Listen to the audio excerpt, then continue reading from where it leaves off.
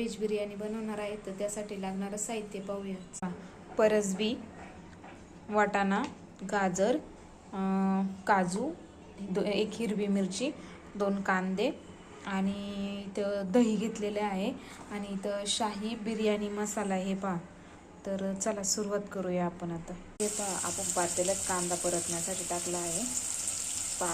फुल gas करून कांदा परतून घ्यायचा आहे आणि याच्यामध्ये काजू फ्राय करून घेतलेले आहेत. तर अशा प्रकारे कांदा परततोय. तर पाहूया, पूर्ण ब्राऊन झाला पाहिजे कांदा. अशा प्रकारे कांदा तळून घ्यायचा आहे आणि इकडे आपला भात कुक होत आहे. भात बी कुक झालेला आहे आणि हे पहा, मसाला किती छान झालेला आहे. अशा प्रकारे झालेलं आहे. तर बघा, तेल पण सोडलेलं आहे मसाल्याने. आता आपण याच्यात 10% कुक करून घेणार आहोत.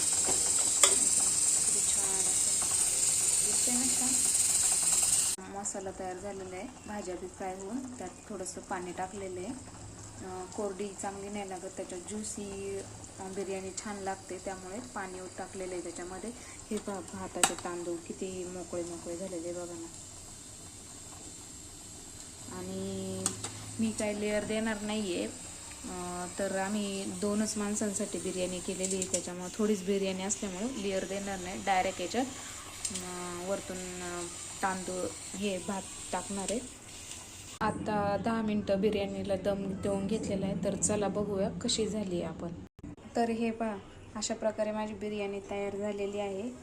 तर चला भेटूया नेक्स्ट ब्लॉगमध्ये. Bye bye. आवडलं तर लाईक जरूर करा.